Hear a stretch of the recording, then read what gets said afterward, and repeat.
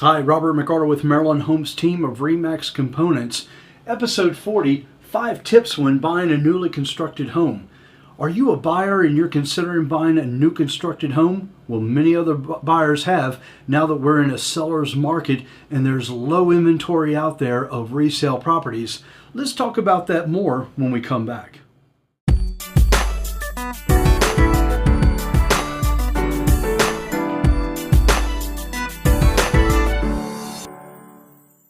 Hi, I'm excited that you've joined me back with episode 40, 5 tips when buying a newly constructed home. Let's go down the list as quickly as possible. We have a lot of information that I want to throw into your hands. Number 1, when buying a newly constructed home, you want to hire a home inspector. My goodness, hire a home inspector. Isn't that typically meant for a resale property, something that's older, that needs repairs and things like that? Not so.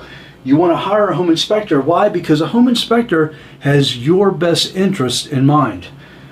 Typically during a construction phase, the builder has approximately about 3 to 4 inspections that they are going to line up for you as the buyer. The first inspection is the foundation. So once the foundation goes in, they're going to have an inspection done with you as the buyer. They're going to walk through so you can inspect that. The second one is the pre-drywall. So before the drywall goes up on the walls, they're going to walk through and want you to inspect their studs and things of that nature, possibly even their wiring and their piping before they put the drywall up on the walls. Okay, so that's the next inspection. And then they're going to do what's called a final inspection. So the final inspection, you're going to be able to walk through the house and they're going to be able to start marking on the walls with blue tape any blemishes and things like that that are on the walls so they can finish out the punch out list and then do another final inspection with you. Well, during these phases, you're going to want another set of eyes that are professional eyes that are going to be able to look out for your best interest. You're not necessarily going to know what to look for during the foundation inspection or during a pre-drywall inspection or maybe even during a final inspection. So that we always encourage you to hire an inspector, a home inspector. That's number 1. Number 2, maintain good communication with your builder. So number 1, pre-construction meeting. So during your pre-construction time that you're going to have with the project manager, you want to maintain a good communication level with them. We're going to exchange phone numbers, email addresses, and we're going to set up some timelines with them. Second thing is any progress updates. You want to find out when you can visit the property. How they are going to communicate with you to give you any updates as far as how the progress of the property is coming. Okay. Lastly, how often can you visit the site? Can you visit the site on a weekly basis? Do you live out of town, out of state, like many of our clients live in a construction phase? How often can we send you pictures of the property? How often do you want them sent to you? We can do that as your agent. We can then visit the property, coordinate that with the project manager, and send those images to you and get those property updates from the builder themselves. So then we move over to number 3.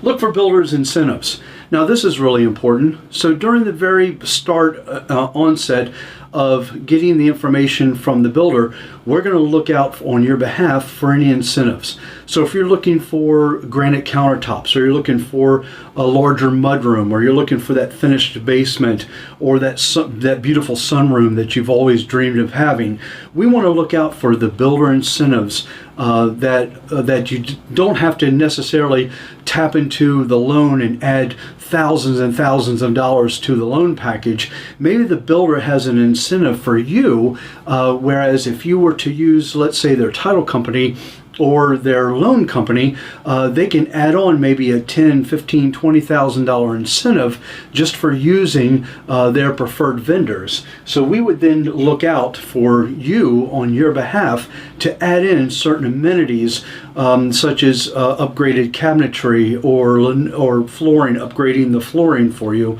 And these are things that are important. As your agent, we would certainly look out for you and negotiate those things on your behalf. Number 4, schedule extra time into the process. If you have a home to sell, let's say, in order to move into the new construction, we don't want you to be caught between homes. So we're working with several clients even right now where we have coordinated the sale of their property so they don't have a lot of lost time between the settlement of their property versus receiving their use and occupancy permit and being able to move into their property. So we're able to coordinate that time, have a shorter time frame. So we look at the weather conditions. That's a factor that you have to look into when you want to schedule the extra time. How about the fall and winter? So if you're moving into the fall and winter time, we have to have a buffer of time there. And finally, 1 to 2 week buffer is typically built in with the builder in case there's any materials that need to come in that's been delayed, or if they have to do any additional grading or the weather conditions. They like to build that time in to be able to satisfy you as the buyer. Lastly, number 5, visit the site often. We want you to be able to visit that site often. If you're an out-of-state buyer, we will work on your behalf to be able to take photographs and work with the project manager to get any additional updates. But schedule that time with the project manager. You want to do it once a week if possible. Take notice of any minor defects as you walk around the property.